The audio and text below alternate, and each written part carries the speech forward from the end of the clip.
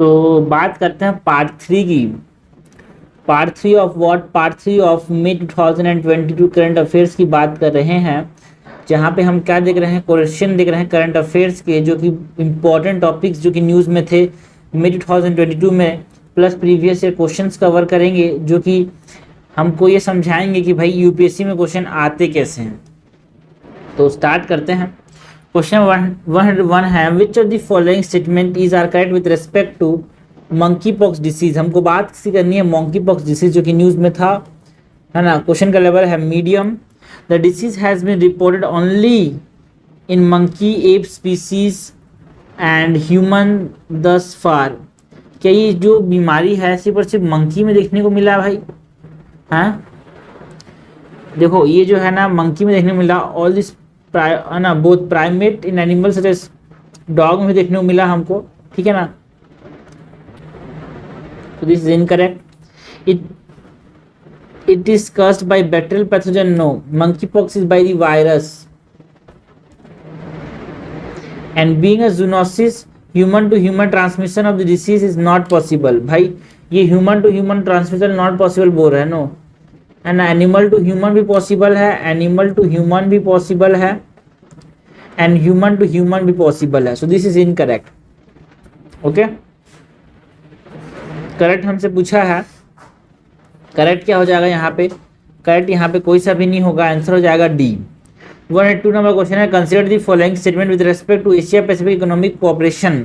हमको बात करनी है एशिया पैसिफिक इकोनॉमिक कोऑपरेशन की बात करनी है। क्वेश्चन का लेवल कैसा है भाई? इजी।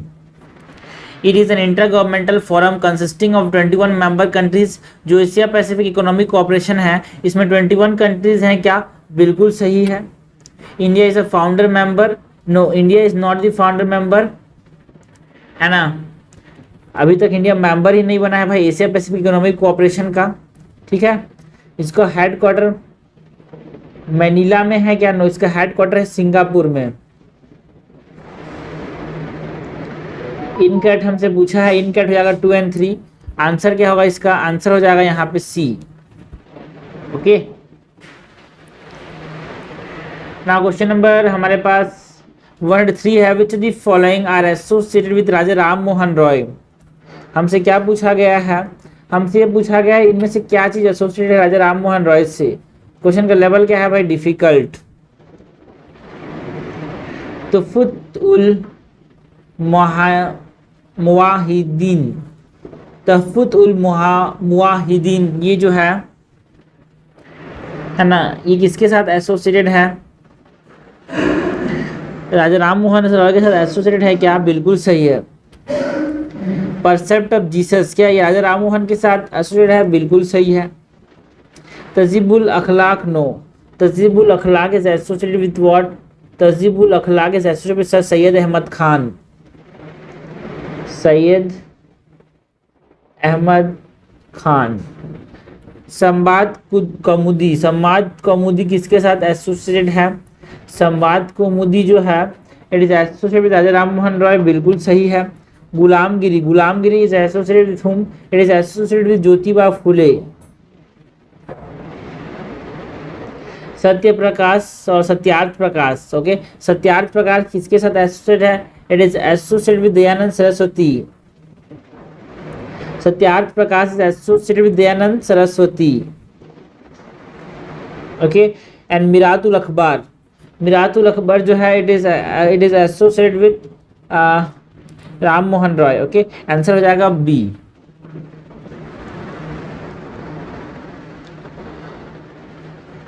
इसका इंपॉर्टेंट है इनका संवाद कौमुदी।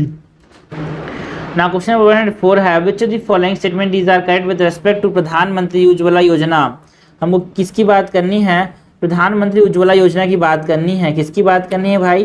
प्रधानमंत्री उज्ज्वला योजना की बात करनी है, ठीक है। हमसे करेक्ट पूछा गया है, the release of LPG connection under the scheme be in the name of women belonging to the BPL.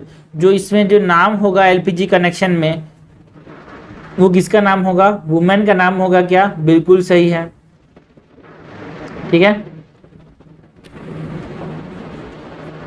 Benefit under the scheme include cash assistance for obtaining gas connection as well as up to 6 free standard size gas cylinder refilling annually.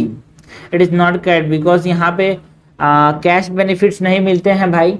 यहाँ पे क्या मिलता है,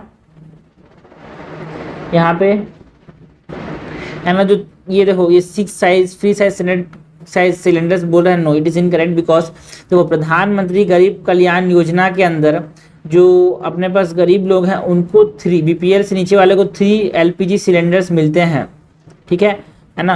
तो ये तो इसके अंदर है ही नहीं, प्रधानमंत्री उज्ज्वला योजना के अंदर है ही नहीं, ठीक है ना। उसको फैसिलिटेट करता है, गरीब कल्याण योजना जो है उज्ज्वला योजना को फैसिलिटेट करता है, ठीक है। अब प्रधानमंत्री उज्ज्वला योजना के अंदर हमारे पास कुकिंग गैस मिलता है, ठीक है, फ्री राशन मिलता है ना। यहाँ पे ये 6 सिलेंडर्स की बात करें, ये नहीं मिलता भाई। थर्ड है under the scheme an adult women belonging to the aspirational district automatically qualifies as an eligible beneficiary under the expanded scheme. ये गलत है बिकॉज एक एडल्ट वुमेन जो कि बिलोंग कर रही है कहाँ से, adult women that is belonging to a poor household, है ना, poor household plus no LPG connection, है ना, ये एलिजिबल होगी अंडर दिस स्कीम उज्ज्वला योजना के अंदर, ठीक है। This is incorrect. हमसे करेक्ट पूछा है, करेक्ट रहेगा यहाँ पे सी, है ना, C is correct, 1 only is correct, okay. Now 105 है with reference to the cultivation of kharif crop in India in the last 5 year consider the following statement। देखो ये इकोनॉमिक सर्वे से क्वेश्चन आ गया भाई, इकोनॉमिक सर्वे से question आ गया है ना, इसी प्रकार से क्वेश्चन आ जाते हैं, ठीक है। हमको बात किसी करनी है, यहाँ पे हमको बात करनी है cultivation of kharif crop in India की in the last 5 years, the last 5 year, है ना। Area under the rice cultivation is the highest, है ना। खरीफ क्रॉप का एरिया जो राइस कल्टिवेशन में हाईएस्ट था, बिल्कुल सही है ना। 2019 के रेफरेंस में हम पे बात कर रहे हैं, वो कहाँ के इकोनॉमिक सर्वे में जो टॉपिक थे उसके बारे में बात करें, वहाँ के इकोनॉमिक सर्वे डाटा के according. Under area under the cultivation of jowar is more than oil seed.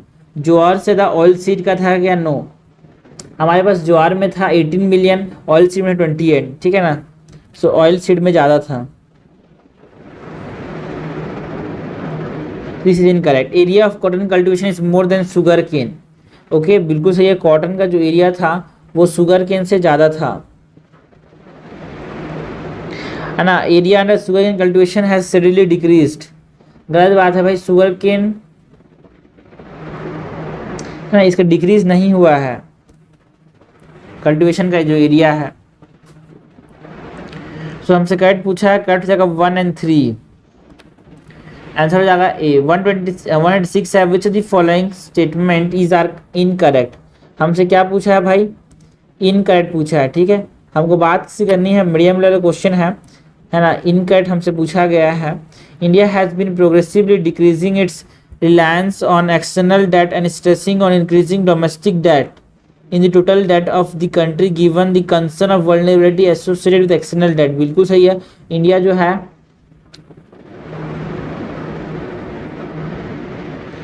ऐसा सही लगेगा but it is incorrect because India जो है ना वो क्या कर रही है ना, अपना मार्केट को ज़्यादा ओपन कर रही है ना। हमारे पास क्या कर रहे हैं, मार्केट को क्या कर रहे हैं, ओपन कर रहे हैं। मानते हैं कि जो अपने पास जो वल्नरेबिलिटीज़ हैं वो ज़्यादा हैं, बट हमारे मार्केट को क्या किया जा रहा है, ओपन किया जा रहा है, ठीक है ना। क्योंकि हमको चाहिए फॉरेन कैपिटल हमको चाहिए बिकॉज वी नीड ग्रोथ। तो ग्रोथ के लिए फॉरेन कैपिटल चाहिए, उसके लिए हमारा मार्केट को ओपन कर रहा है, ठीक है।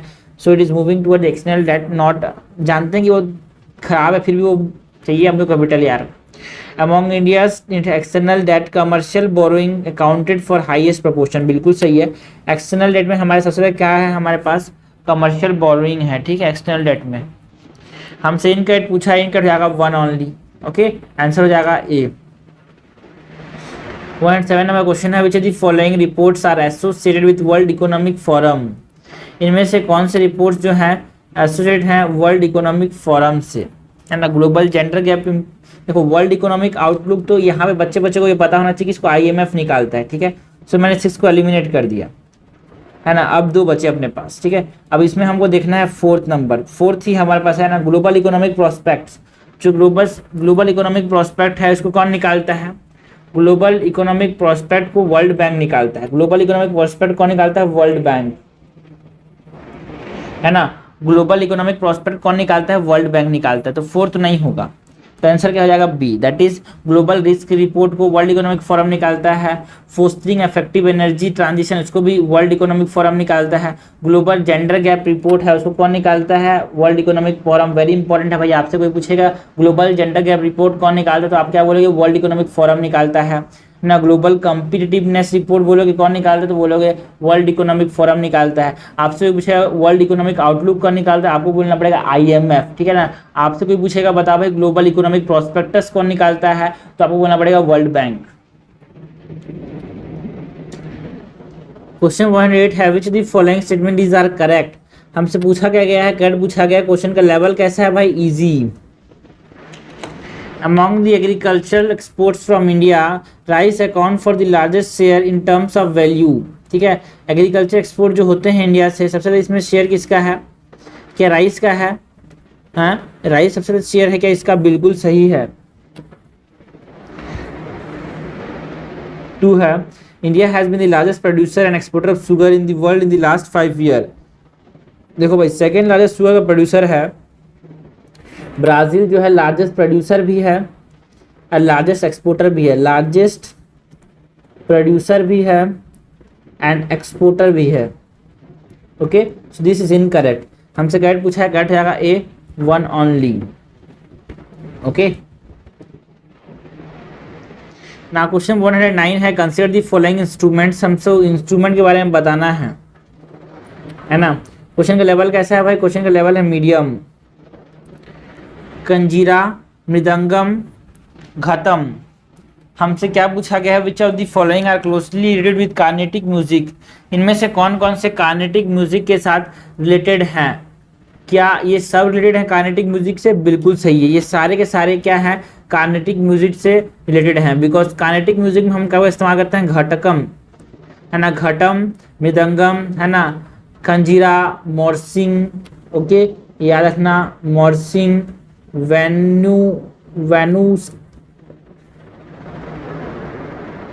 वेन्यू फ्लूट, वीणा, है ना, चित्रा वीणा। ये सब हम कहाँ पे इस्तेमाल करते हैं? ये सब हम कार्नेटिक म्यूजिक में इस्तेमाल करते हैं, ठीक है। ओके, नेक्स्ट क्वेश्चन देखते हैं। नेक्स्ट क्वेश्चन क्या है भाई? क्वेश्चन नंबर 110 है कंसिडर द फॉलोइंग पेयर। ठीक है, क्वेश्चन हमारे पास क्या पूछा है हमसे? क्वेश्चन क्या पूछा छोड़ो भाई, क्वेश्चन आया है 2019 में अंदर। देखो, हमको समझना है कि यूपीएससी से ही पूछती है भाई। फेमस प्लेस एंड रिवर, ठीक है। पंधारपुर, पंधारपुर जो है वहाँ पे कौन सी नदी है? कौन सी नदी है? चंद्रभागा। पंधारपुर में चंद्रभागा है क्या? पंधारपुर में चंद्रभागा है क्या? हाँ, बिल्कुल सही है, पंधारपुर, है ना, में चंद्रभागा है। पंधारपुर में चंद्रभागा है। चंद्रभागा किसको बोलते हैं? भीमा नदी को बोलते हैं। किसको बोलते हैं? भीमा नदी को, है ना। त्रिचिरापल्ली, त्रिचिरापल्ली के अंदर कावेरी नदी बहती है क्या? हाँ, बिल्कुल सही, त्रिचिरापल्ली के अंदर कावेरी नदी बहती है। कहाँ पे है ये त्रिचिरापल्ली? तमिलनाडु में है यार। हम्पी में मालाप्रभा, हम्पी में मालाप्रभा नदी बहती है क्या? हाँ, नो, हम्पी में यहाँ पे तुंगभद्रा नदी बहती है। कौन सी नदी बहती है? तुंगभद्रा, है ना, कर्नाटक के अंदर है ये।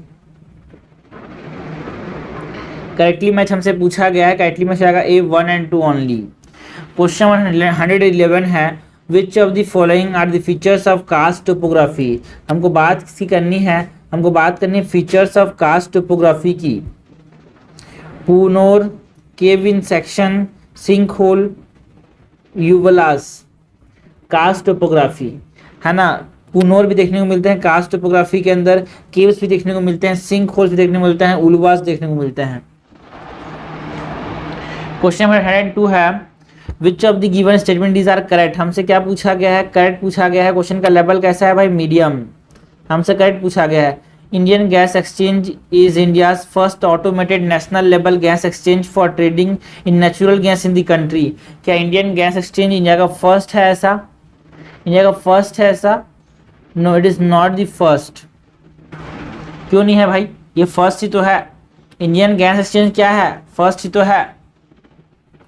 Okay, so it is first, ठीक है। And it is an automated level gas exchange for trading in natural gas, सही है first. The exchange operate under the regulatory framework of energy regulatory commission. जो इंडियन गैस एक्सचेंज है, क्या वो energy regulatory commission के अंदर regulate किया जाता है? No, it is regulated under the petroleum and natural gas regulatory board. It is regulated under the petroleum and natural gas regulatory board, short में बोले तो PNGRB। Okay, so this is incorrect. GAIL, GAIL, GAIL limited is the first exploration and production company in India to trade domestic gas on IGX. No, it is not GAIL. It is the Oil and Natural Gas Corporation. ONGC is the first. ONGC is the first gas producer company in India and to trade domestic gas on IGX. So second is also incorrect. हमसे cat पूछा गया, cat हो जाएगा 1 only, answer हो जाएगा C। Question 113 है which of this given statement is are incorrect. हमसे इस बार क्या पूछा गया है, इनकरेक्ट पूछा गया है भाई। क्वेश्चन का लेवल कैसा है, क्वेश्चन का लेवल है difficult. Vitamin D is essential for maintaining calcium homeostasis, बिल्कुल सही है। विटामिन डी जो होता है ना, वो इंपॉर्टेंट रोल प्ले करता है होम्योस्टेसिस को मेंटेन करने में, ठीक है। In human vitamin D3 can be produce endogenously in skin through ultraviolet B and radiation, बिल्कुल सही है। हमारे पास देखो विटामिन डी जो होता है ना, हमारे अंदर बनता है, बट हमको उसको बनाने के लिए क्या चाहिए, सनलाइट चाहिए, है ना। Cancer, Parkinson disease and dementia are the disease associated with vitamin D deficiency, बिल्कुल सही है। विटामिन डी के डेफिशिएंसी से डिमेंशिया हो सकता है ना, भूलने, मेमोरी लॉस हो सकता है, कैंसर हो सकता है, पार्किंसन डिसीज हो सकता है। तो ये भी करेक्ट है। हमसे इनकरेक्ट पूछा भाई, इनकरेक्ट तो कोई सा भी नहीं है यहाँ पे। क्वेश्चन नंबर 114 है consider the following statement with respect to investment incentive agreement recently sign between India and USA। हमको बात किसकी करनी है, इन्वेस्टमेंट इंसेंटिव एग्रीमेंट की, जो कि इंडिया और USA के बीच में साइन हुआ, इंडिया एंड USA के बीच में साइन हुआ, है ना। अब हमको पूछा गया क्वेश्चन का लेवल कैसा है, मीडियम है भाई। It is the first ever investment incentive agreement sign between India and USA, कि ये पहली बार है जो कि इंडिया एंड USA ने ऐसा साइन किया है, हाँ, कि पहला है भाई ऐसा। No, it is not first, पहली बार तो 1997 में इसको पहले बार ऐसा साइन किया, so this is incorrect. The agreement is legal requirement for US international development finance corporation to continue providing investment support, बिल्कुल सही है। एक लीगल रिक्वायरमेंट है किसके ऊपर, US international development finance corporation के ऊपर, क्यों हमको लीगल सपोर्ट प्रोवाइड करता रहे। So this is correct. हमसे करेक्ट पूछा है, करेक्ट जाएगा B, 2 only is the correct answer. Question 115 है there are some concern regarding the nano particles of some chemical elements. हमको बात किसकी करनी है, नैनो पार्टिकल्स की बात करनी है। देखो भाई, ये 2014 में आ चुका है। किसकी बात करनी है, nano particles of some chemical element that are used by the industry, है ना, in the manufacturing of various products. They can accumulate in environment and contaminate water and soil। Nano particle जो है वो accumulate हो सकते हैं और contaminate भी कर सकते हैं, क्या, बिल्कुल सही है। And they can enter the food chain, ये भी सही है। They can trigger the production of free radicals, ये भी सही है। हमसे करेक्ट पूछा गया भाई, करेक्ट जाएगा यहाँ पे D। 160 नंबर क्वेश्चन है which of the given pair is are correctly match. हमसे क्या पूछा है, करेक्टली मैच पेयर के बारे में बताना है। क्वेश्चन का लेवल कैसा है भाई, क्वेश्चन का लेवल है डिफिकल्ट। महाकाव्य एंड कंपोजर, ठीक है ना, कुमार संभवा, किसने लिखा है, कुमार संभवा, कालिदास ने लिखा है, बिल्कुल सही है। एंड पृथ्वीराज वैजय किसने लिखा था, पृथ्वीराज वैजय लिखा है जनका ने, बिल्कुल सही है। जनका ने क्या लिखा है, पृथ्वीराज वैजय। और हमीरा महाकाव्य किसने लिखा है, हमीरा महाकाव्य किसने लिखा है भाई, हमको बताना है। हमीरा महाकाव्य किसने लिखा है, नया चंद्र सूरी ने लिखा है, बिल्कुल सही है। नया चंद्र सूरी ने क्या लिखा है, हमीरा महाकाव्य। उसके बाद है शिशुपाल वधा किसने लिखा है, और शिशुपाल वाद इज रिटन बाय बाना भट्ट। नो, शिशुपाल वाद किसने लिखा है, मघा ने लिखा है, मघा, है ना। मेघा ने लिखा है, क्या लिखा है, जो कि क्लासिकल संस्कृत पोइट थे, इन्होंने क्या लिखा है, शिशुपाल वधा। ठीक है, तो ये न्यूज़ में था भाई, है ना। कुमार संभव जिंदगी में नहीं भूलना चाहिए, ठीक है ना। कुमार संभवा हो गया। और देखो बाना भट्टा ने क्या लिखा है, शिशुपाल वधा ने लिखा है, ठीक है, याद रखना, इंपॉर्टेंट चीज़ है। तो हमसे गाइड पूछा है भाई, गाइड जाएगा यहाँ पे डी 1 2 3, ये सब चीज़ें ऐसी है जो कि अगर गलती से आती है तो दिमाग में आता नहीं है, बट ऐसे MCQs वाइज करते हैं ना तो दिमाग में खैर थोड़ा मोड़ा आ ही जाता है, ये है ना। क्वेश्चन नंबर 17 है, 117 है, which of the following were excavated found in the Harappan sites of Lothal. ठीक है, हरप्पन साइट ऑफ लोथल में कौन कौन से एक्सकवेटेड फाउंड हुए हैं। कफिन बुरियल देखने को मिला क्या लोथल के अंदर, हमको कफिन बुरियल देखने को मिला क्या लोथल के अंदर, नो। कफिन बुरियल कहाँ पे देखने को मिला है, तो हाँ, कफिन बुरियल कहाँ पे देखने को मिला अपने को, लोथल के अंदर देखने को नहीं मिला भाई कफिन बुरियल। कफिन बुरियल हमको हड़प्पा के अंदर देखने को मिला है। कफिन बुरियल कहाँ पे देखने को मिला है अपने को, हमको हड़प्पा के अंदर देखने को मिला है। कफिन बुरियल कहाँ पे देखने को मिला है, हड़प्पा के अंदर देखने को मिला है। तो लोथल में क्या देखने को मिला, लोथल में हमारे पास जॉइंट बुरियल देखने को मिला है। लोथल में हमको जॉइंट बुरियल देखने को मिला है। Bronze dancing statue, bronze dancing statue कहाँ पे देखने को मिला है, मोहनजोदारो के अंदर, मोहनजोदारो के अंदर। एंड पशुपति सील कहाँ पे देखने को मिला है भाई, है ना, ये भी मोहनजोदारो के अंदर ही देखने को मिला है। राइस हस्क हमको लोथल के अंदर देखने को मिला है। सो इनमें से सिर्फ और सिर्फ हमारे पास राइस हस्क जो है ना वो हमको कहाँ पे देखने को मिला, लोथल के अंदर देखने को मिला। राइस हस्क प्लस इंपॉर्टेंट क्या है लोथल के लिए, डॉकयार्ड, है ना, गुजरात के अंदर है। और लोथल के अंदर क्या बना है भाई, नेशनल मैरीटाइम हेरिटेज कॉम्प्लेक्स बना है, इसीलिए बहुत ज़्यादा न्यूज़ में था ये। क्वेश्चन नंबर 18 है, परम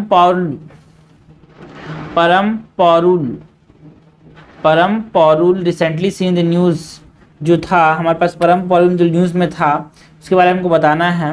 परम पौरुल है क्या भाई, परम पौरुल क्या है, it is a state of art super computer dedicated. परम तो सुपर कंप्यूटर है, आपको पता ही होगा, है ना। तो उससे तुक्का लगाना है कि भाई सुना जो लगे ना उससे रिलेटेड हमको टिक लगाना है।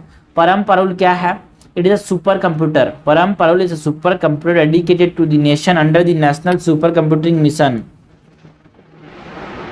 Question number 19 है, which of the following national park are located in Garhwal Himalayas? Garhwal Himalayas के अंदर कौन कौन से नेशनल पार्क लोकेटेड है, हमसे बात करनी है।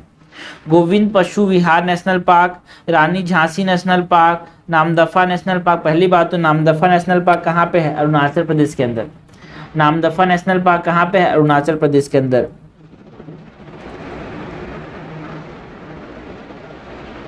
ठीक है, मैंने थर्ड को एलिमिनेट कर दिया, ठीक है, ओके। रानी झांसी मेरा नेशनल पार्क कहाँ पे है, अंडमान एंड निकोबार के अंदर ना। रानी झांसी कहाँ पे है, अंडमान एंड निकोबार के अंदर। नंदा देवी नेशनल पार्क कहाँ पे है, नंदा देवी नेशनल पार्क जो है वो गढ़वाल हिमालयस में है, याद रखना, ठीक है। सो यहाँ पे हमारे पास करेक्ट पूछा गया है यार, करेक्ट क्या हो जाएगा 1 and 4, that is Govind Pashu Vihar national park and Nanda Devi national park, both are in Garhwal Himalayas. Answer हो जाएगा सी। 120 है, consider the following towns of India. हमको कुछ टाउन्स के बारे में बताना है। क्वेश्चन का लेवल कैसा है भाई, क्वेश्चन का लेवल है difficult. Bhadrachalam, Chanderi, Kanchipuram, Karnal. Which of the above are famous for production of traditional sari और फैब्रिक। इनमें से कौन सा फेमस है, famous for what, traditional saris and fabric बनाने के लिए कौन कौन सा फेमस है, ये हमसे पूछा गया है। ठीक है, इसमें जो चंदेरी और कांचीपुरम है ना, इन यहाँ पे they are famous for what, they are famous for saris. Chanderi कहाँ पे है, मध्य प्रदेश के अंदर, और कांचीपुरम कहाँ पे है, तमिलनाडु, ठीक है ना। ये कांचीपुरम में सिल्क साड़ीज बहुत ज़्यादा मिलते हैं भाई, they are famous for silk saris, है ना। भद्राचलम में हमारे पास it is a pilgrimage site, है ना। Bhadrachalam is a pilgrimage site, Bhadrachalam is a pilgrimage site जो कि कहाँ पे है भाई, ये तेलंगाना के अंदर है ना। कर्नल कहाँ पे है, it is not associated with another thing, ठीक है। सो आंसर हमसे पूछा गया है, आंसर हो जाएगा यहाँ पे बी, ना। कर्नल जो है वो साड़ी से एसोसिएटेड नहीं है, क्वेश्चन नंबर 121 है कंसीडर द फॉलोइंग स्टेटमेंट। ठीक है, हमसे क्वेश्चन का पूछा गया है, लेवल क्या है, मीडियम है भाई। Out of the 7 union territories only 2 have representation in Rajya Sabha. क्या 7 में से सिर्फ और सिर्फ 2 यूनियन टेरिटरीज में रिप्रेजेंटेशन है राज्यसभा के अंदर? क्या ये सही स्टेटमेंट है? ये गलत है भाई, है ना। 3 have representation, that is Delhi, Puducherry and Jammu and Kashmir. ठीक है, नॉट 2, 3 में कौन कौन से हैं? दिल्ली है, पुडुचेरी है, जम्मू एंड कश्मीर है। सेकेंड है an independent member of a house elected without being a set up as candidate. ठीक है, by any political party became disqualified for being a member of the house if he join any political party after the expiry of 6 months from the date on which he takes his seat in the house. This means that he may join any political party within 6 months of taking his seat in the house without inviting them. Disqualification गलत है भाई, because independent member को join करते ही वो disqualify आएगा। कोई nominated member है, अगर कोई nominated member है वो अगर 6 मंथ के अंदर अगर ज्वाइन करता है तो वो डिस्क्वालिफाइड नहीं होगा। It is not for independent member, it is for the nominated member. और आफ्टर 6 मंथ ये ज्वाइन करता है तो डिस्क्वालीफाई हो जाएगा nominated member. American Senate has no nominated member. क्या अमेरिकन सीनेट में कोई भी नॉमिनेटेड मेंबर नहीं होते हैं? बिल्कुल सही है ना। करेक्ट हमसे पूछा है भाई, करेक्ट क्या हो जाएगा यहाँ पे? करेक्ट हो जाएगा 3 ओनली, आंसर हो जाएगा C. Okay, now question number 122 है with respect to plastic waste management amendment rules. हमको बात किसकी करनी है? Plastic waste management amendment rule 2021 की। Which of the following statement is are correct. हमको plastic waste management amendment rule के बारे में करेक्ट बताना है। क्वेश्चन का लेवल कैसा है? क्वेश्चन का लेवल है difficult. It prohibits specific single-use plastic item which have low utility and high littering potential। बिल्कुल सही है। ये क्या करता है? ये सही तो है कि ये सिंगल यूज प्लास्टिक आइटम को लो यूटिलिटी और हाई लिटरिंग पोटेंशियल को प्रोहिबिट करता है, but it does not prohibit specific. Okay, it prohibit identified, जितने भी सिंगल यूज प्लास्टिक है उनको, not some.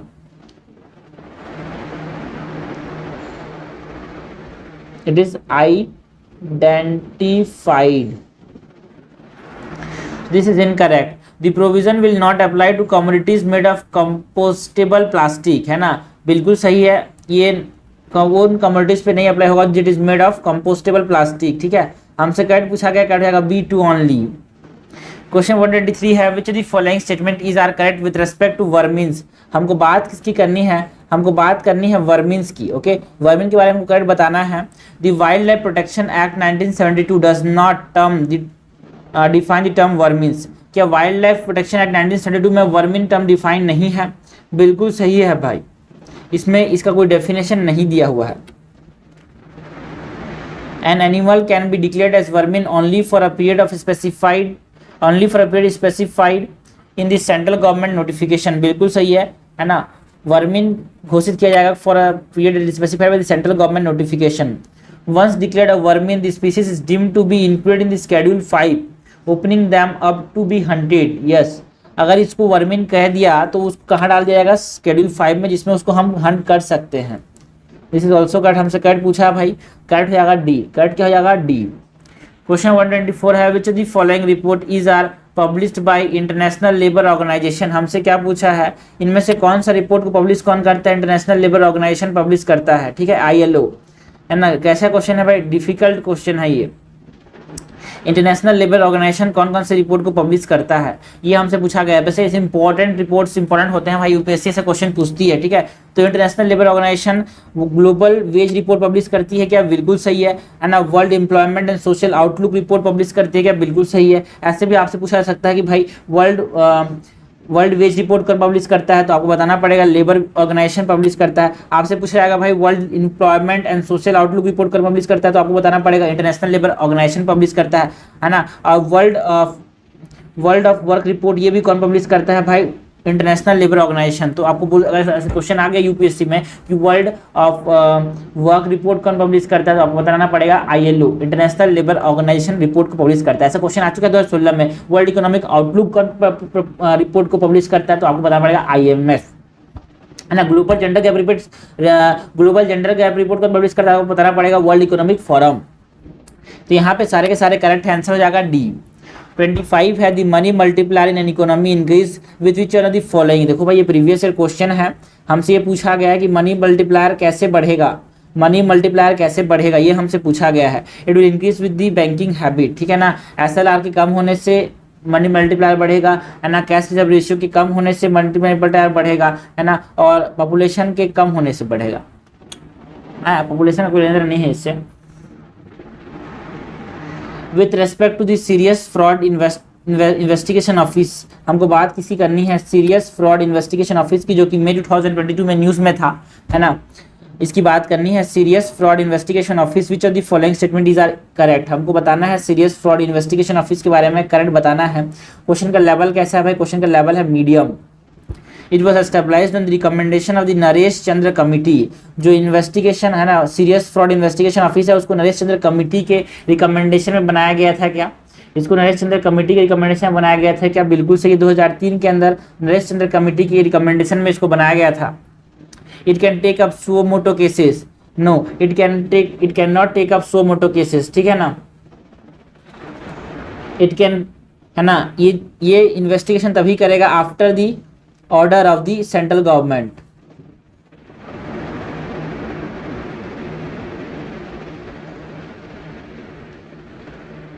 Okay, so this is incorrect. It fall under the jurisdiction of the Ministry of Corporate Affairs, कि Ministry of Corporate Affairs के अंदर आता है F, है ना, बिल्कुल सही है। Ministry of Corporate Affairs के अंदर आता है बिकॉज सीरियस फ्रॉड है ना, तो फ्रॉड में something that is related to corporate, है ना, and this is all about, है ना, SFIO।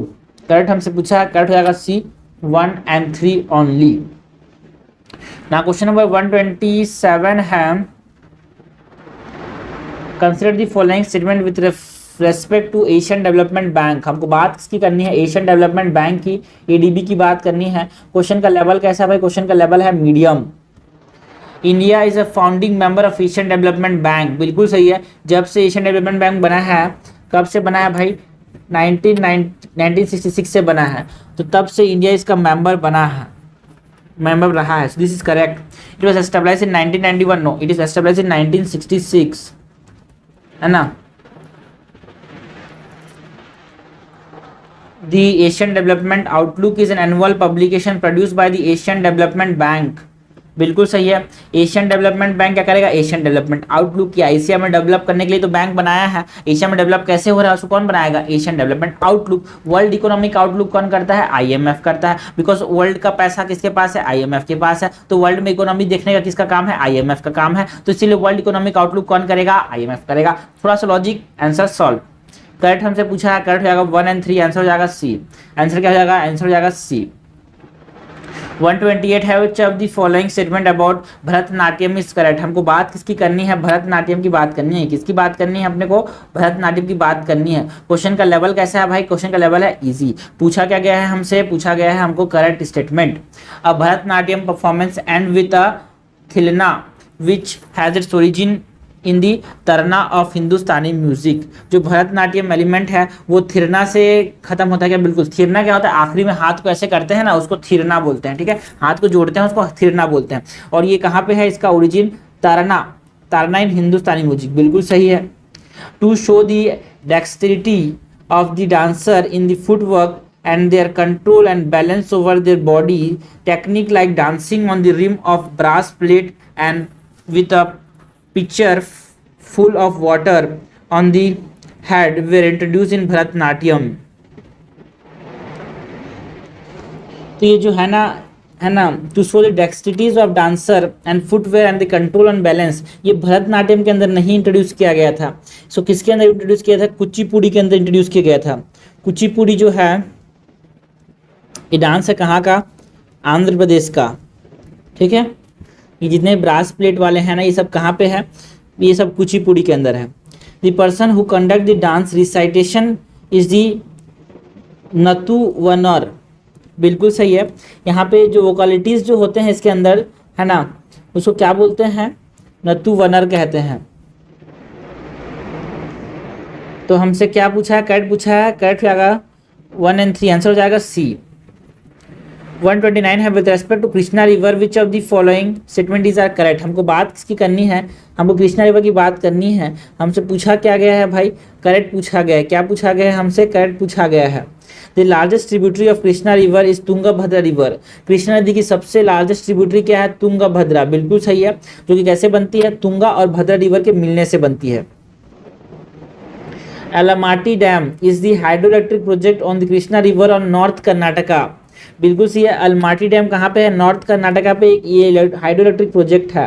Krishna river is the 3rd longest river of India. ये भी सही है।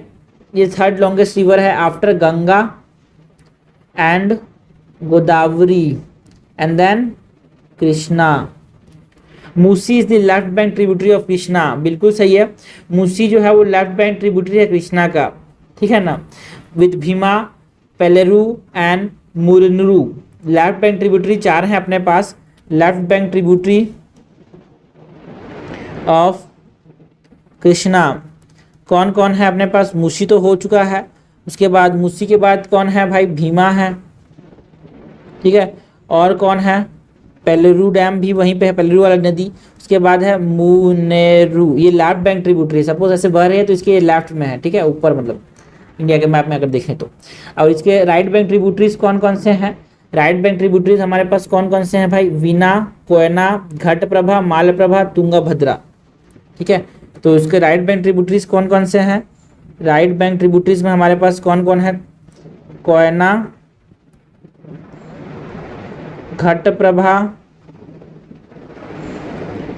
मालप्रभा, है ना, तुंगभद्रा और वेना, ठीक है। ये राइट बैंक ट्रिब्यूटरीज हैं, ये राइट बैंक ट्रिब्यूटरीज हैं। सो हमसे क्या पूछा गया है? करेक्ट पूछा गया है। सो दिस इज ऑल्सो करेक्ट, है ना। तो यहाँ पे करेक्ट क्या होगा भाई? यहाँ पे करेक्ट होगा सब। सो आंसर क्या हो जाएगा? डी। 130 नंबर क्वेश्चन है, consider the following statement. Question का लेवल क्या है? क्वेश्चन का लेवल है डिफिकल्ट, ओके। स्टेटमेंट नंबर 1 है, United Nation Capital Development Fund and the Arbor Day Foundation have recently recognized Hyderabad as the 2023 city. बिल्कुल सही है।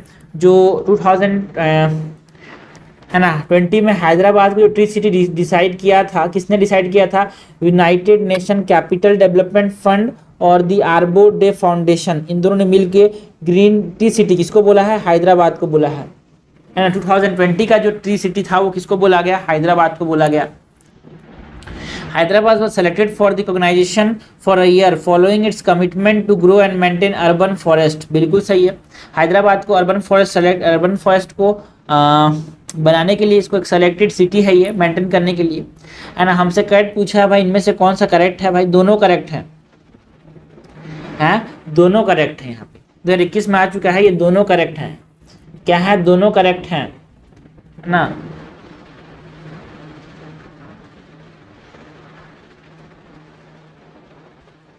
ऐसा फर्स्ट स्टांस में लगता है but it is not correct. First is not correct. क्यों? Because first में ये तो जल्दी में पढ़ते हैं अर्बन डे फाउंडेशन, पर ऊपर वाले याद नहीं आता। तो फूड एंड एग्रीकल्चर ऑर्गेनाइजेशन, ठीक है ना, किसने किसने मिलके इसको डिक्लेयर किया था? ट्री सिटी, है ना, 2020 में। टू सिटी हमारे पास 2020 में food and agriculture organization plus arbor day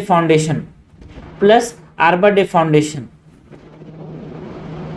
not UNCDF। So first is incorrect, ठीक है। हमसे करेक्ट पूछा है यार, देखो इसमें no first is incorrect, second is correct, answer हो जाएगा डी। 2021 में किसको 2021 में ट्री सिटी किसको कहा गया? 2021 में tree city of the world किसको कहा गया? मुंबई को, ओके। 131 है, consider the following statement with respect to International Booker Prize. हमको बात किसकी करनी है? इंटरनेशनल बुकर प्राइज की बात करनी है। न्यूज में था, the prize is given to London based Nomura charitable trust, है ना। इसको कौन देता है भाई? It is given by Nomura charitable trust. Booker Prize को कौन देता है ना? इसको देता है बुकर प्राइज फाउंडेशन। कौन देता है इसको? Booker Prize Foundation. This is incorrect. It is awarded annually for a single book written in another language and translated into English. बिल्कुल सही है, एक सिंगल बुक के लिए दिया जाता है जो कि दूसरे लैंग्वेज में लिखा हुआ था, है ना, जिसको ट्रांसलेट किया गया इंग्लिश में। करेक्ट हमसे पूछा गया है, करेक्ट हो जाएगा। एंड इसके अंदर इसके बाद translated in English and published in UK और आयरलैंड। ओके, 2016 से हर साल दिया जा रहा है इसको, है ना, एनुअली दिया जाता है इसको 2016 ऑनवर्ड्स। करेक्ट हमसे पूछा, करेक्ट हो जाएगा यहाँ पे 2 ओनली, तो आंसर क्या हो जाएगा? बी। 132 है, broad based trade and investment agreement seen in the news is the trade negotiation between India and. तो जो broad based trade and investment agreement हमने न्यूज में देखा था वो किसके किसके बीच में ट्रेड नेगोशिएशन है? इंडिया और कौन? इंडिया और कौन? इंडिया और कौन? European Union. इंडिया और यूरोपियन यूनियन। इंडिया और यूरोपियन यूनियन के बीच में ट्रेड नेगोशिएशन है। इंडिया और यूरोपियन यूनियन के बीच में ट्रेड नेगोशिएशन है क्या? Broad based trade and investment agreement जो है वो इंडिया और यूरोप के बीच में ट्रेड एग्रीमेंट है। क्वेश्चन का लेवल क्या है भाई? इजी। बीटा यूरोप के साथ है। बीटा किसके साथ है? यूरोप के साथ।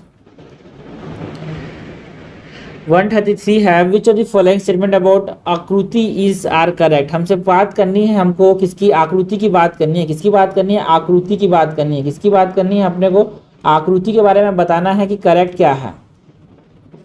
It is a programme offered by the Bhabha Atomic Research Centre. Akruti जो प्रोग्राम है ना, आकृति जो प्रोग्राम है उसको भाभा रिसर्च सेंटर के द्वारा ऑफर किया जाता है। बिल्कुल सी। आकृति का फुल फॉर्म क्या है भाई? यहाँ पे आकृति का फुल फॉर्म क्या है? यहाँ पे आकृति मतलब advance knowledge and rural technology programme. Advance knowledge and rural technology programme. Okay, and is offered by the Bhabha Atomic Research Centre. सही है। It offers non-power application and spin-off technology for societal and industrial benefit to help people from rural region become entrepreneurs. बिल्कुल सही है। Rural area से entrepreneurs बनने के लिए non power application देता है ये।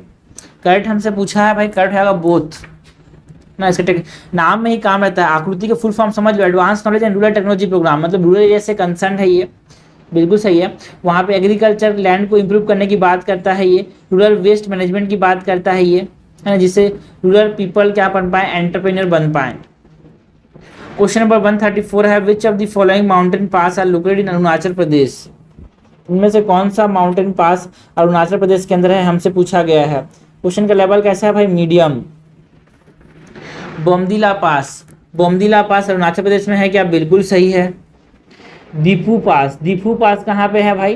अरुणाचल प्रदेश में है क्या? बिल्कुल सही है ना। जो बोमदिला पास है ये किसको किसको कनेक्ट करता है भाई? अरुणाचल प्रदेश में है बोमदिला पास। ये कनेक्ट करता है अरुणाचल प्रदेश को किससे? लहासा से। लहासा क्या है? कैपिटल सिटी है तिब्बत का, है ना। दीफू पास, दीफू पास जो है वो अरुणाचल प्रदेश को कनेक्ट करता है किसके साथ? म्यांमार के साथ। मांडले जो है ना, मांडले कहाँ पे है? म्यांमार के साथ, ठीक है ना। मांडले जो म्यांमार में है,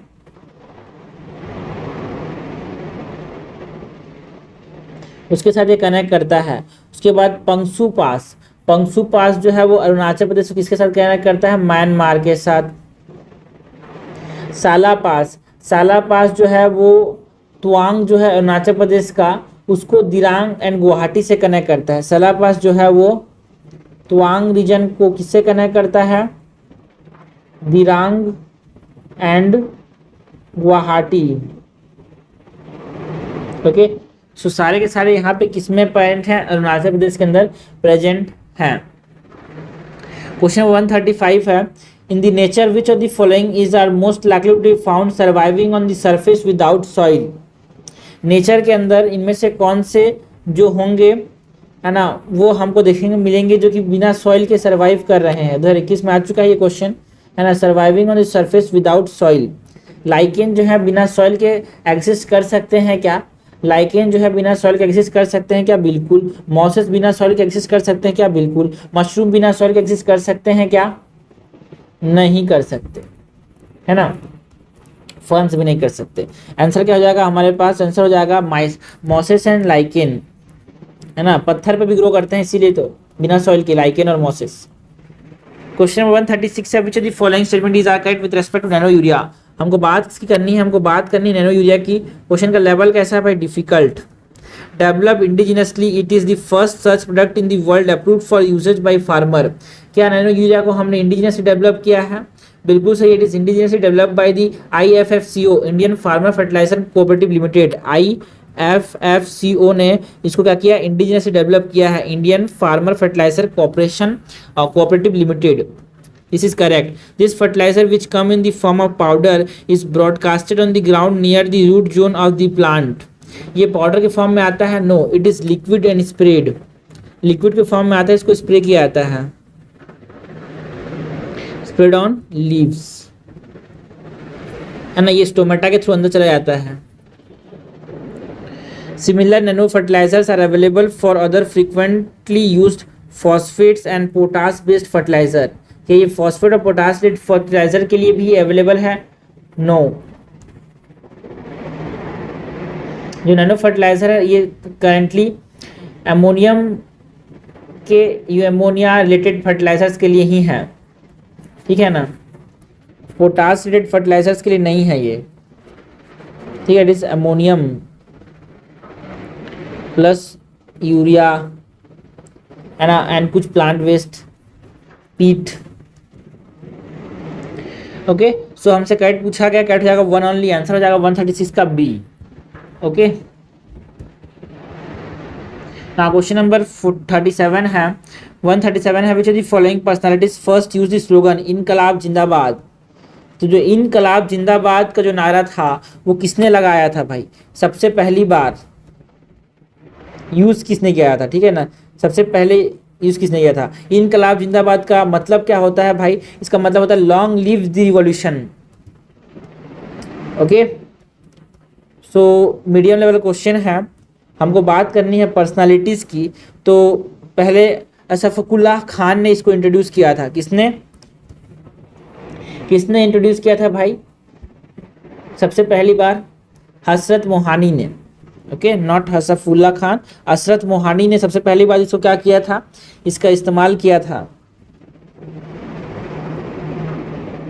ओके, कब इस्तेमाल किया था? 1921 में, मौलाना हसरत मोहानी ने, ठीक है ना। और इसको भगत सिंह और BK दत्त ने क्या किया था, है ना, बटुकेश्वर दत्त ने पॉपुलर स्लोगन बना दिया था, बॉम्बिंग, है ना, जो बॉम्बिंग किया था सेंट्रल लेजिस्लेटिव असेंबली में 1929 में, उसके बाद ये पॉपुलर बन गया था बहुत ज़्यादा। 138 है, which of the following Pacific island is located closest to the India based on the longitudinal position. ठीक है ना, इंडिया के सबसे क्लोजेस्ट कौन सा पैसिफिक आइलैंड है अपने पास? हमको लॉन्गिट्यूडनल पोजीशन को देखते हुए बताना है। ओके, समोआ, सोलोमन आइलैंड्स, हवाई, फिजी। ठीक है, तो इसका सबसे इम्पोर्टेंट मैप हो, मैप देख लेते हैं। इसमें सबसे पहले हमारे पास सोलोमन आइलैंड जो सबसे पास में लोकेटेड है, बट देख लेते हैं कि यहाँ पे अपने पास कौन कौन से आइलैंड्स हैं। बहुत इंपॉर्टेंट आइलैंड है यहाँ पे। तो हमारे पास ये आइलैंड्स हैं हमारे पास, ठीक है। ये पॉलिनेशिया ग्रुप ऑफ आइलैंड बोलते हैं, इसको माइक्रोनेशिया बोलते हैं, इसको मेलिनेशिया कहते हैं। ठीक है ना, तो जो पापुआ न्यू गिनी है, सोलोमन आइलैंड्स हैं, फिजी है, वनाथु है, ये सब किसका पार्ट है? मेलिनेशिया का पार्ट। याद रखना, मेलिनेशिया का पार्ट बहुत इंपॉर्टेंट है। ठीक है ना, मेलिनेशिया इज वेरी इंपॉर्टेंट। इसमें 4 आइलैंड आते हैं हमारे पास, इनको मैं नॉर्थ टू साउथ अरेंज कर रहा हूँ, बहुत इंपॉर्टेंट है। कभी कोई पूछ लिया जाता है नॉर्थ टू साउथ अरेंज करो। ठीक है, तो इंडोनेशिया आ रहा है ना, इंडोनेशिया के बाद पापुआ न्यू गिनी आ रहा है, पापुआ न्यू गिनी इंपॉर्टेंट है, पापुआ न्यू गिनी। उसके बाद कौन आता है, सोलोमन आइलैंड्स, सोलोमन आइलैंड्स। उसके बाद कौन आता है, वनाथू। उसके बाद है फिजी। उसके बाद है न्यू कैलिडोनिया। ओके, ये बहुत इंपॉर्टेंट है। ये तोंगा, यहाँ पे क्या हुआ था, तोंगा में हमारे पास इरप्शन हुआ था। तो याद रखना भाई, मेरीनेशिया वेरी इंपॉर्टेंट है, ठीक है। तो हमारे लॉन्गिट्यूड के सबसे पास में कौन है भाई, पापुआ न्यू गिनी है। सोलोमन आइलैंड ओशियन में था, तो सबसे पास लॉन्गिट्यूड में हमारे पास कौन है। तो टॉपिक ऑफ कैंसर, हवाई यहाँ पे है। हवाई कहाँ पे है, यहाँ पे है। तो हमको बताना है इंडिया के लॉन्गिट्यूड सबसे पास, लॉन्गिट्यूड मतलब ऊपर से नीचे। तो ऐसे ऐसे ऐसे में हमारे पास सबसे पहले कौन आ रहा है, सोलोमन आइलैंड आ रहा है। उसके बाद कौन आ रहा है भाई, सोलोमन आइलैंड के बाद इधर क्या आ रहा है, हवाई बाद में आ रहा है, फिजी बाद में आ रहा है, समोआ बाद में आ रहा है। समोआ कौन सा है भाई, समोआ आइलैंड्स कहाँ पे हैं, ये रहे समोआ आइलैंड्स, है ना। सबसे पहले लॉन्गिट्यूड में कौन आ रहा है, सोलोमन आइलैंड आ रहा है, फिर फिजी आ रहा है, फिर समोआ आ रहा है, फिर हवाई आ रहा है। सबसे पास्ट में कौन है भाई, सोलोमन आइलैंड्स। तो इसका आंसर क्या हो जाएगा, Solomon island. Now 139 number question है, which the following statement about VD Savarkar is correct. हमको बात सी करनी है, वीडी सावरकर की बात करनी है। हमसे क्या पूछा गया है भाई, हमसे करेक्ट पूछा गया है। क्वेश्चन का लेवल है मीडियम, हमसे करेक्ट पूछा गया है। फर्स्ट स्टेटमेंट है, VD Savarkar serve as the president of Hindu Mahasabha from 1937 to 1943। क्या ये सही है भाई, क्या स्टेटमेंट सही है, गलत है। Because he was the president, हाँ, and was founder of the Abhinav Bharat society and the Indian house in London. ठीक है, ये देखो इंडियन हाउस जो था ना, it is not founded by him, ठीक है ना। इंडियन हाउस जो था उसको श्यामजी कृष्ण वर्मा ने फाउंड किया था। Indian House is founded by Shyamji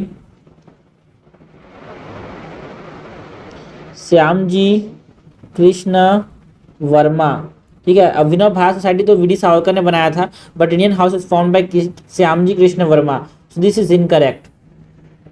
one of the main literary work of VD Savarkar is the history of the war of Indian independence. बिल्कुल सही है।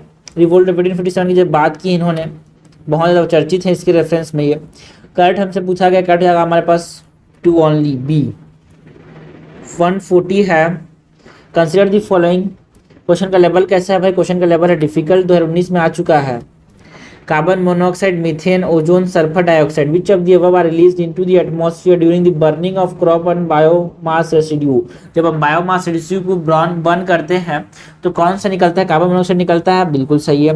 ओजोन निकलता है क्या बर्न करने से, ओजोन निकलता है क्या बर्न करने से, थोड़ा सा कॉमन सेंस लगाओ। ओजोन निकलता है क्या, बिल्कुल निकलता है, ओजोन भी निकलता है भाई, ठीक है, ओजोन भी निकलता है ना। कार्बन मोनोऑक्साइड भी निकलता है ना, और सल्फर डाइऑक्साइड भी निकलता है, वर्ड ऑर्गेनिक कंपाउंड्स निकलते हैं, नाइट्रस ऑक्साइड निकलते हैं। ओके, बहुत सारी चीज़ें निकलती हैं यार। ये सारे हो जाएंगे अपने पास आंसर, ठीक है। हमसे क्या क्वेश्चन ने पूछा है, हमसे क्वेश्चन ने पूछा है कि burning release into the atmosphere during the burning of the biomass residue. 141 है, which of the following statement is are correct about the Indian US trade relation. हमको बात करनी है इंडिया यूएस ट्रेड रिलेशन के बारे में, और इस क्वेश्चन का लेवल क्या है, मीडियम है। हमसे पूछा गया है करेक्ट, है ना, करेक्ट हमसे पूछा गया है। The US surpass China to became India's top trading partner in 2021-22। क्या यूएस सरपास कर गया चाइना को, बिल्कुल सही है। 2021-22 में इंडिया का सबसे बड़ा ट्रेडिंग पार्टनर कौन बना, हाँ, यूएसए बना। India enjoy a positive trade balance with US, बिल्कुल सही है। इंडिया और यूएस के बीच में एक पॉजिटिव ट्रेड बैलेंस है, मतलब एक्सपोर्ट इंडिया से यूएस में ज़्यादा है as compare to import, export ज़्यादा है एज कम्पेयर टू इम्पोर्ट। तो करेक्ट जाएगा बोथ 1 और 2। क्वेश्चन नंबर 142 है, which of the following best describe the e Shram portal. E Shram portal के बारे में हमको बताना है, किसके बारे में बताना है, ई श्रम पोर्टल के बारे में हमको बताना है। क्वेश्चन का लेवल कैसा है भाई, क्वेश्चन का लेवल है इजी। ओके, ई श्रम पोर्टल किसके रेफरेंस में न्यूज़ था, it is used for enrolment, registration, collection, identification of required data of all the unorganised worker. देखो इस श्रम पोर्टल कोविड-19 में बहुत ज़्यादा न्यूज़ में था, बिकॉज हमको अनऑर्गेनाइज सेक्टर को रेगुलेट करना था, समझना था कितने लोग हैं, उनके लिए हमारे पास पॉलिसीज बनानी थी, इसलिए इसको हमने लॉन्च किया था माइग्रेंट वर्कर्स के लिए। Now 143 है which of the following pair of places and associate countries have been correctly matched। हमको बात किसी करनी है प्लेसेस एंड एसोसिएट कंट्रीज के बारे में बात करनी है ना। लेवल कैसा है, डिफिकल्ट है भाई इसका। नागोर्नो कराबाख कहाँ पे है, Armenia Azerbaijan, not Ukraine. Okay, Kharkiv Azerbaijan में नहीं है भाई, यूक्रेन के अंदर है। नागोर्नो कराबाख अजरबैजान के अंदर है ना। एंड खोबिनी कहाँ पे है, सीरिया के अंदर, not in Iraq, it is in Syria. तो हमसे करेक्टली मैच पूछा है क्या, यस करेक्टली मैच, यहाँ पे कोई सा भी नहीं है तो नॉन ऑफ द अबव हो जाएगा आंसर। 144 है which of the following statement is are incorrect with respect to Rajya Sabha. हमको बात करनी है राज्यसभा की। क्वेश्चन का लेवल कैसा है, medium. The third schedule of the constitution provide for allocation of seats to the states and union territories in Rajya Sabha, no. Fourth schedule बात करता है इसके बारे में, ठीक है ना। थर्ड शेड्यूल किसके बारे में बात करता है, ओथ्स के बारे में बात करता है यार। एंड राज्यसभा के बारे में फोर्थ शेड्यूल बात करता है, representation of Lok Sabha states in the Lok Sabha, fourth schedule है। Third schedule talks about oaths. Currently the Rajya Sabha has 245 members, the maximum limit as specified in the Indian constitution. क्या हमारे पास राज्यसभा में मैक्सिमम लिमिट है यार, नो, मैक्सिमम लिमिट हमारे पास 250 है, not 245। Okay, now third statement है, a member chosen to fill a casual vacancy in Rajya Sabha will serve for full term of 6 year available to an elected member. Vacancy को full करने के लिए जो member हमने लिया है ना, वो क्या करेगा, 6 ईयर के लिए ये अवेलेबल रहेगा, no, it is for the reminder of the term. This is incorrect. हमसे इनकरेक्ट तो पूछा है, इनकरेक्ट हो जाएंगे तीनों, तो आंसर हो जाएगा डी। 145 है, consider the following statement about the particularly vulnerable tribal groups. हमको पीवीटीजीज की बात करनी है ना। ये क्वेश्चन आ चुका है भाई, 2019 में आ चुका है ये, ठीक है। इन PVTGs reside in 18 states and 1 union territory, no. PVTG reside in 18 states and 1 union territory, yes. Union territory का कौन सा, ये अंडमान एंड निकोबार है। A stagnant or decline population is one of the criteria for PVTGs, बिल्कुल सही है। इसके 4 criteria हैं अपने पास पीवीटीजी को अपने पास देखने के लिए। क्राइटेरिया कौन कौन से हैं, पहला है pre agriculture level of technology, है ना। दूसरा है स्टैग्नेंट और डिक्लाइनिंग पॉपुलेशन,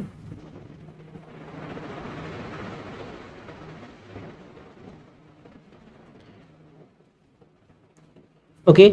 तीसरा है अपने पास extremely low literacy,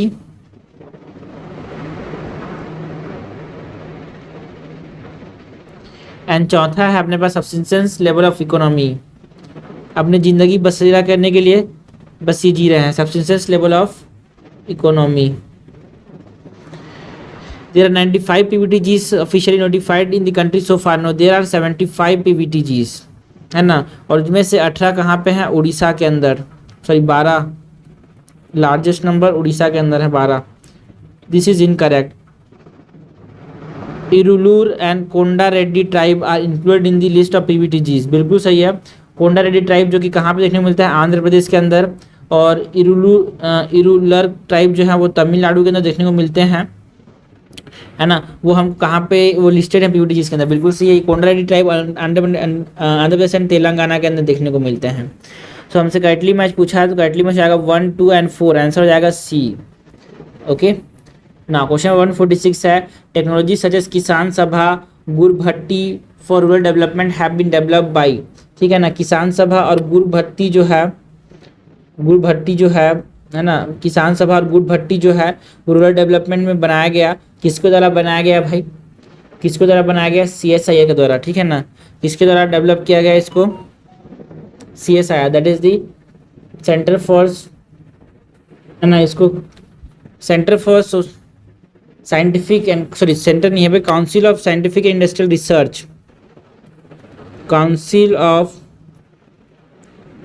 scientific and industrial research, ठीक है। रिसेंटली न्यूज़ में इसलिए था बिकॉज मई 2022 में हमारे पास जो CSIR निस्सार है ना, निष्पार है ना, CSIR निष्पार, that is CSIR NISCPR, that is national institute of science communication and policy research, है ना, national institute of science communication and policy research.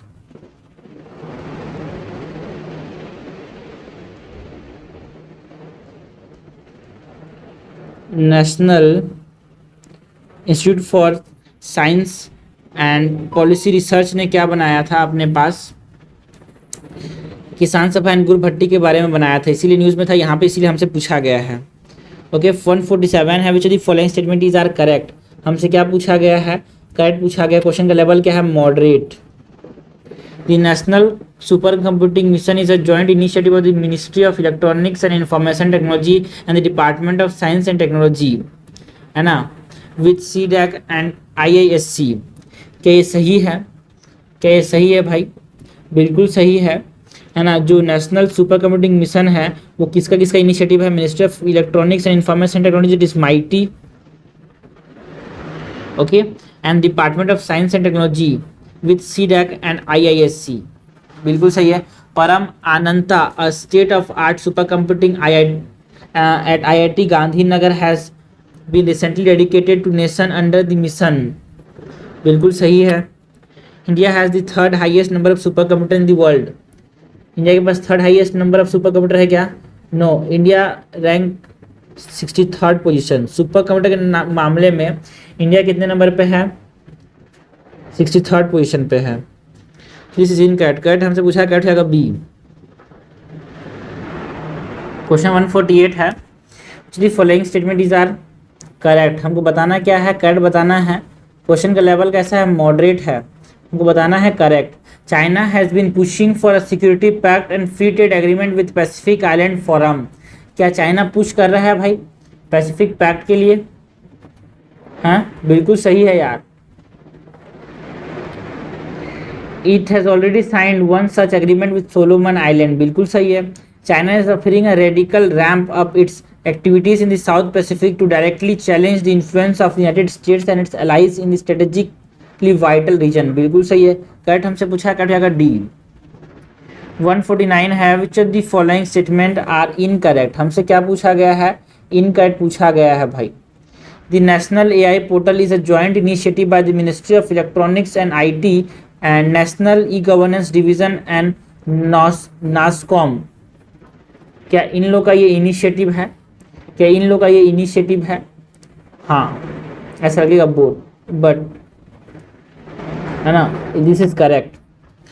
And the portal focuses on creating and nurturing unified AI ecosystem in the country to drive excellence and leadership in knowledge creation, to develop an AI ready robust workforce for future and use AI to foster economic growth, ये सही है भाई। And it was launch 2014, no, जो AI portal था national AI portal 2020 में launch किया गया, so this is incorrect, हमसे इनकरेक्ट पूछा है तो इनकरेक्ट होगा सी। 150 नंबर क्वेश्चन है, with reference to carbon nano tubes, हमको बात किसकी करनी है, कार्बन नैनो ट्यूब्स की, 2020 में आ चुका है भाई ये क्वेश्चन, कार्बन नैनो ट्यूब्स, है ना, इंपॉर्टेंट चीज़ें जो कि न्यूज़ में होती है उसका ऐसे क्वेश्चन यूपीएससी पूछती है। They can be used as a carrier of drug and antigen in the human body, बिल्कुल सही है। ज़्यादातर ऐसे जो क्वेश्चन होते हैं उनके आंसर क्या होता है, ऑल होता है, बिकॉज किसी का लिमिटेड एप्लीकेशन वाला चीज़ इतना न्यूज़ में नहीं रहेगा, न्यूज़ में वही चीज़ रहती है जिसका एप्लीकेशन बहुत ज़्यादा हो, इसका एप्लीकेशन बहुत ज़्यादा है। They can be made into artificial blood capillaries for a injured part of human body, बिल्कुल सही है। They can be use as a biochemical sensor, ये भी सही है। Carbon nano tube is a biodegradable, because ये कार्बन से बना है, करेक्ट हमसे पूछा है, करेक्ट है अगर डी। तो ये पार्ट 3 हो गया। इसके बाद हम नेक्स्ट बात करेंगे अप्रैल 2023 की करंट अफेयर्स की।